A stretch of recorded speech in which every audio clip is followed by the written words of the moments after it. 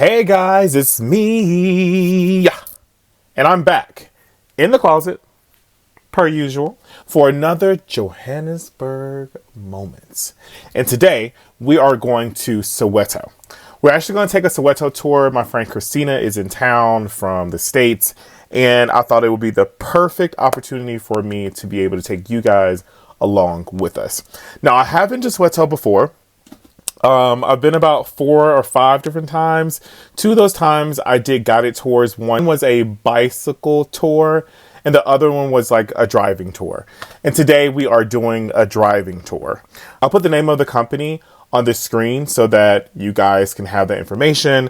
The guy came highly recommended and he seems super cool via WhatsApp so far. So you guys who don't know anything about Soweto, I'm going to read a little bit about it. Soweto's role in abolishing apartheid from the 1950s, Soweto became the epicenter of political campaigns aimed at overthrowing the apartheid state. It's a location where 3,000 people came together to adopt the Freedom Charter, which is what the South African Constitution is based on. So, super interesting, super great place. They also have this new Nike Center. It's the first of its kind, I was told. I tried to go last month. I was going to vlog it for you guys, but they said no cameras. So I had to move along. So I'm happy that Christina is going to be able to experience this, and I'm happy that you guys are going to be able to experience it with me as well. So let's go. I go by the name of Tabang. Tabang will be T-H-A-B-A-N-G, and it means be happy. Okay. I guess that's the aim of the tour, that when we come back, you'll all be happy. Oh, yes. So for me, I was born and breastfed in the United States of Soweto. Okay, so that means where we're going is my hood. I'm a local Joburg. I've spent my whole life in this beautiful city. So yeah, I'm going to be the guy that is going to be talking too much. So what's on the agenda? What all will we be seeing today? Yeah, okay, so I mean, with Soweto, we're obviously going to be doing the Mandela, the Hector, Pieterson, but we will try and see some other sites, depending on you, obviously. I think when I did the tour with you, London, I think I did it secondly with Amata. There might be places that we didn't see, that we might try to explore them. Okay, nice. Yeah. I know we saw the stadium, we saw the Hector Museum, we saw like 2 or 3 other things too. Do you remember if we went for a walk, any walk? We did go for a walk. Okay. We went to Mandela's house. Okay. Yeah. Okay. So yeah, we'll Are you do excited? a bit of yes. that. So, Yeah. so yeah, I'm gonna type.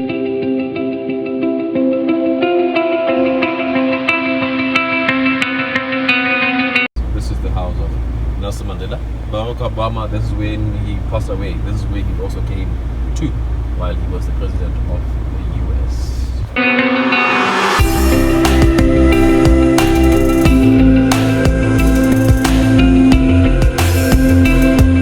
Hey guys, we made it to our first stop and it is the FNB Stadium.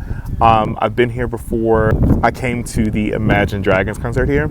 It was amazing. I'll insert that video and add that in the description box. Well, let me show you guys around a little bit. The FNB Stadium. FNB will stand for football and beer, because I come here for the football and the beer. Okay. So this is where Nelson Mandela would have made his first public appearance in 1990, and also his last public appearance in 2010 when Spain won that World Cup. So with the theme or the design of the stadium, it will come from what we call an African calabash. Now an African calabash, this is a container that we use to drink our beer in all our 9 indigenous cultures. So the stadium will look like this from an aerial view. So that calabash will look something like this. Okay. So this is what we use to drink our beer. And that beer, Christina, we call it Mboti. Can you try that, please? Mboti. No. It's there. Yeah, 100%. Mboti, 100%. You got it. So Mboti will look something like this. So this is that African beer that we like to drink in our all our 9 indigenous cultures. This is the beer that we drink. Challenge is that the alcohol volume sometimes is a bit too high, so 1 glass can take you out. Okay. So to share with you some of our popular foods, one of my favorite ones is this one. This is the mopani worms, masonja. So if you eat prawns or shrimp, you'll love this. This one is actually more has more protein because it eats vegetables. So it looks like this when it's alive, and when it's on your plate, it will be something like this. Okay. So this is the masonja, or the mopani worms, you want to call it that. Okay. And another one of my favorite ones is this one. Now this is the pap. Pap is like grits, or corn made from corn or maize, chicken feet, intestines, and moroho. We also have like chitlins, as you call them. We call it mohodu. Like most of the time, Christina, when you ask black people in South Africa what our traditional food is, they're going to tell you that these are the type of foods, which for me, I say it's incorrect. This is what was available to black people because of apartheid. That is what they made cheap. So I don't think my grandfather would have chosen a chicken feet to a steak. There's no way. There's no way he would have chosen that. They just made this available to him or cheaper for the type of money that he was earning.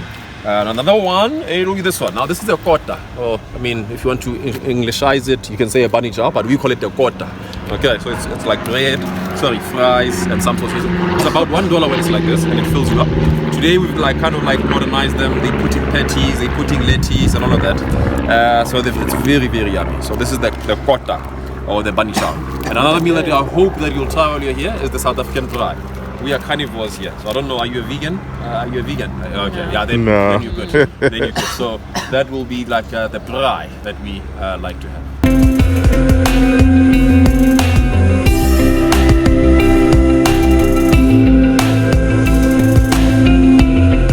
These are people, Christina, that can afford to live in Sandton, in Rosebank, but they chose to stay here because of the sense of community.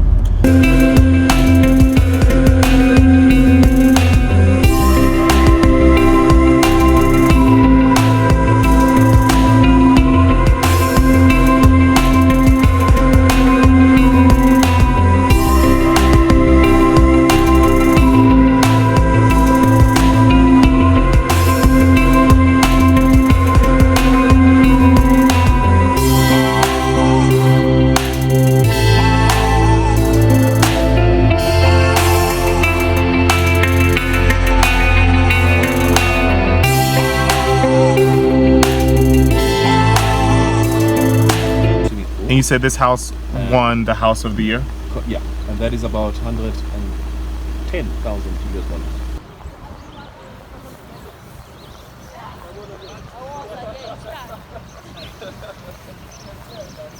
We call these ones the hostels. So when this area was built, it was only for men, so they were not allowed to live here with their families or their kids, just for men. So they were staying here. So when it was built, there was no electricity, no water, and no toilets. And 28 years in the New South Africa, the conditions are still similar. Because the green and white or blue and white containers that you see in the middle, that is what they use as a toilet. They don't have legal electricity, and also with taps, they use communal taps. So these people that are saying they are the descendants of the mine workers, so for some of them, their fathers, and for some of them, their grandfathers used to stay here. But even for them, the new South Africa still looks very much like the old South Africa. But this area over here, it was only for the Zulu-speaking people. You see now the challenge of apartheid. Apartheid did not only separate black people and white people. It also divided us as black people according to cultures. Okay, so even with Soweto, a lot of parts of Soweto, there will be the Zulu, the Xhosa, the Pedis, the Tsongas, the Vendas, the Swatis, and then the Ndebelers. So apartheid was a divide and rule kind of policy.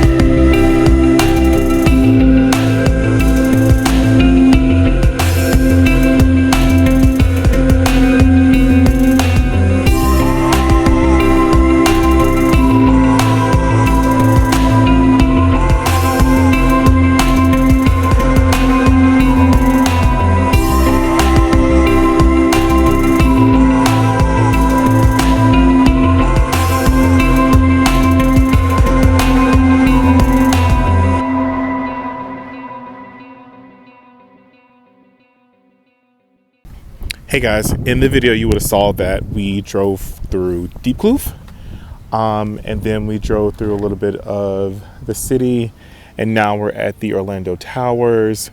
or the Soweto Towers. And in the Soweto Towers, you can do a lot of stuff. They have like a bar. They came for one of our friends' birthday parties, and we were doing karaoke.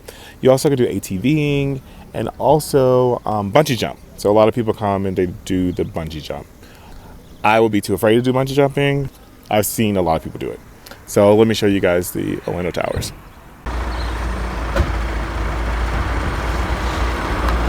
Oh, and there's the bungee jump. You jump from there. Terrifying.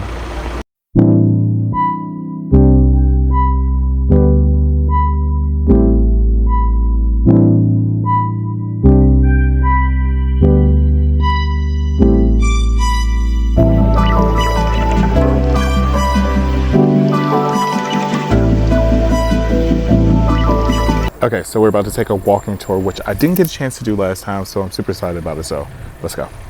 So we are taking a stroll through the township. This is what Christina wanted to do, didn't you? Aren't you excited? I'm excited too.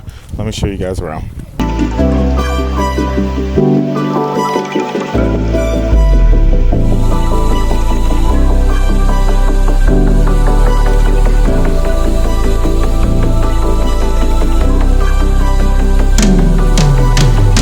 So they will come here. It's a Christian church. Oh, a Christian church. Okay. Yes. Nice. Hello in Zulu. Yes. Okay. In Zulu, because it's the most common language that is spoken here in Soweto. So I'm only going to teach you how to say hello. Okay. Because I want to teach you how to say how are you, I'm good, those things. Because it's gonna take you the whole day and the whole night for you to Okay. Yes. Just know how to say hello. Okay. When you say hello, you just say Sawubona. Sabona. Sawubona. Sabona. Sawubona. Sayobona. Yes. Sawubona. Sabona. Saiho. Sawubona. Sabona. Yes. Saibona. Yes. You saying Sabona. It's Sabona. Sawubona. Saibona. Bona. Buona. Yes. Buona. Sawubona. Thank you, my friend.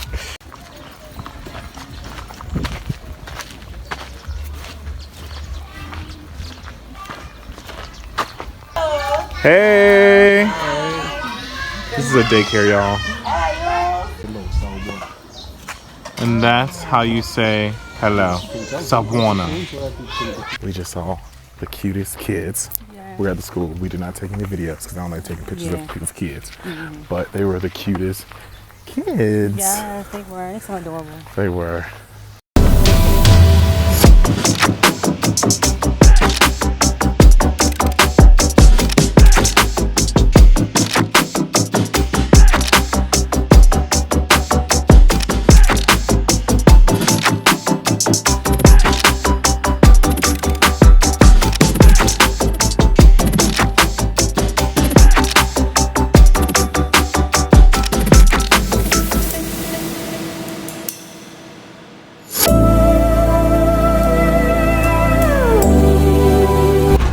Two Nobel Peace Prize winners, which is Nelson Mandela and Archbishop Desmond Tutu. So now this is that tourist trap of Soweto. This is where all the tourists, when they come to visit Soweto, they'll be coming on this part of the corner.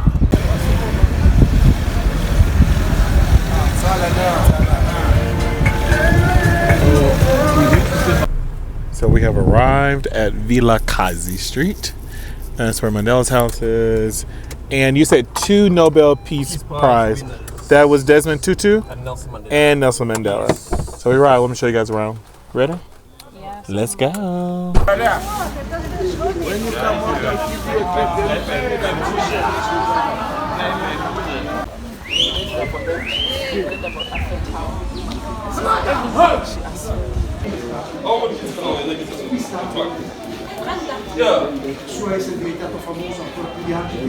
Okay, so Christina's over here trying to take photos, but we just found out that we can't record, and we are respectful, so we're not going to record anything.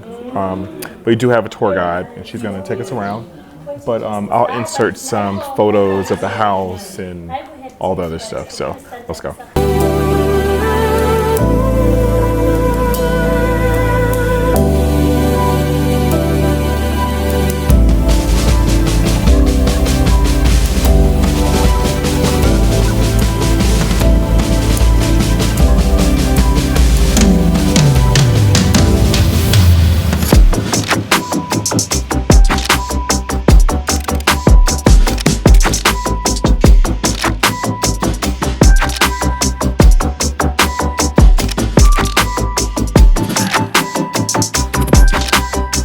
Wait, this very spot? Yeah. If you read at the thing, it says.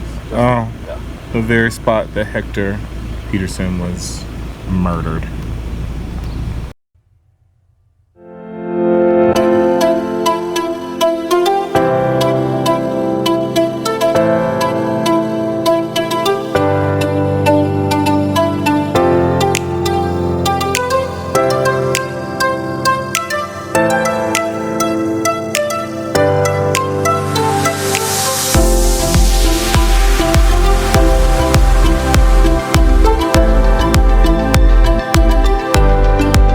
Together, the sister of the boy. Hey, that's my brother. What happened? He's been shot and taken him to the clinic. And that's when this picture was taken by photographer Sam Nzema, who was a journalist working for the World newspaper. 3-4 days later, this picture is all over the world. Now that is when the world came into our favor, because they were asking questions. What could have a 13-year-old boy done to deserve to die like this? The government never had any answers. They were looking for someone to blame. But they never looked for the police officer that shot the boy. Who they look for? Wisa Makubo and the cameraman. And that's when he became the most wanted man in South Africa. He went to Botswana and later in Nigeria. Now, since 1976 August up until today, we still do not know where or what has happened to him. Wow. He disappeared from the face of the world. Now this will be one of the most prestigious pictures in the history of South Africa. You cannot talk about our history without this picture, because it was this picture that showed the world how bad things are like here for black people. At the back with the black hat, wearing all black. That's me. Is that you? That's me right there. Wearing all black with a black hat. That's me. Okay, so really, this is what we are saying to the class of 1976. Thank you for putting your lives on the line so that we can live in a democratic South Africa. And we will go to the Orlando Stadium, and that's where we will be met by the president of South Africa, and he will give his keynote address about the class of 1976. So 1976 is a very important day, not just for Soweto, but for the whole of South Africa, because it was these marches that started the beginning of the end of apartheid.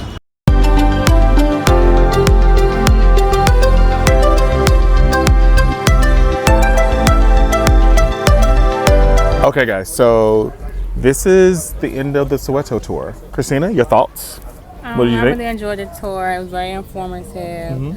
This actually changed my perception of what South Africa was. Okay. It's really nice here, so please make sure y'all come here and visit. And whatever you see on TV is not what it is in South Africa. So You please sound come. just like Jerome. Jerome literally said the same thing. For real. Yeah, I did. So yes, so that was the Soweto tour. We had a really good time. I would definitely add my tour guide's information. Hit him up. He's really good. I think it was around 1,200 Rand, which is like 60 bucks. But I think it included a lot. It was half a day tour. So I'm gonna end this vlog here. And as always, be good to others, but also be good to yourself.